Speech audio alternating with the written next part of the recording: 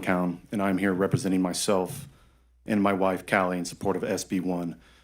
Chairman Perry and the members of the committee, I want to thank each of you for inviting us, the families who lost our daughters at Camp Mystic during the Kerr County floods, to participate in this hearing and let our voices be heard.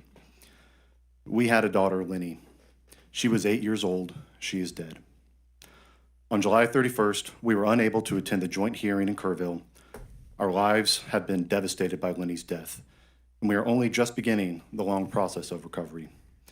On July 4th, while driving to Kerrville to pick up my daughter, I received an email from Camp Mystic stating, "If you have not been personally contacted, then your daughter is accounted for." I felt a wave of relief, which was quickly shattered about 30 minutes later when my wife called, incredibly distraught, to say that Linnie is missing. She just got off the phone with the camp. She is unaccounted for. Over the next 48 hours, I was called to the Grimes Funeral Home to identify 2 bodies. One was not Linnie, but the other, I believed, was Linnie. Once the Texas Rangers took over the identification and recovery process, I returned to Kerrville from Austin to provide a DNA swab.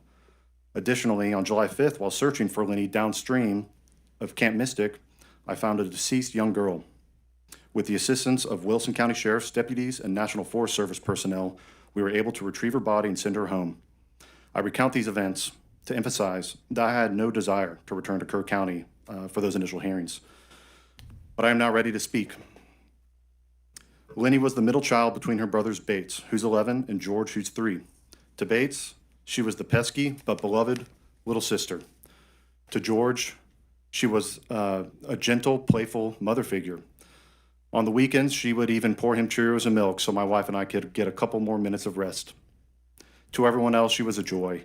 She hugged her teachers, was a friend to everybody, and spread an infectious giggle everywhere she went. On July 3rd, the first flash flood advisory went out in Kerr County, forecasting potential flash flooding through the weekend. Early that next morning, on July 4th, a flash flood warning was issued, and those warnings escalated in number and severity throughout that morning. We trusted Camp Mystic with her precious life, but that trust was broken in the most devastating way. The camp had a heightened duty of care, and they failed to perform. That failure cost 25 campers and 2 young counselors their lives. No one had to die that day. I still remember standing near Bubble Inn the morning of July 5th amidst the wreckage of camp, looking at the cabins and asking myself, how, why, how could these girls vanish into the night without anyone having eyes on them?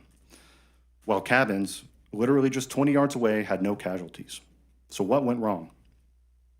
When I was in school, we had fire drills. Teachers did not need to be told to line up the kids and head for the exit. They did not need to check with their superiors. If the alarm went off, the school was evacuated. No fire drill I've ever heard of evacuates only one part of a building while leaving others behind. It didn't even cross my mind that a camp like Mystic wouldn't have a detailed emergency procedure in place. When action was finally taken, it was too little, too late. We did not send Linnie to a war zone. We sent her to camp. We trusted she would be safe. No parent should ever again face what we are living through now. Camp is supposed to be a safe place, a place where kids can grow, learn about themselves and each other, and take on some adventure while away from the modern life. Yes, there are risks in outdoor activities, but there was never a question in my mind that a camp would not be prepared for them. I do not hate camp. I went to Camp Alcone Springs outside of Marble Falls for several years. I sincerely believe in camp, and I doubt you will find one person after me who will have ill things to say about the idea of summer camp. I believe that being disconnected from electronics for a time is very healthy for kids, but that disconnection should be superficial. Behind the scenes, the back office and the foundation of summer camp must be fully up to date. Safety measures must not lag behind. The measures in this bill, keeping cabins out of floodplains, requiring real emergency plans, mandating weather radios and alert systems, should already be the baseline for every summer camp. It will hurt my family forever that for reasons I still do not know, these protections were not in place or not thought out thoroughly for my daughter and the rest of the girls here. SB1 cannot bring Linnie back, but it can save other children. Please pass this bill, protect our kids, and do not let their deaths be in vain.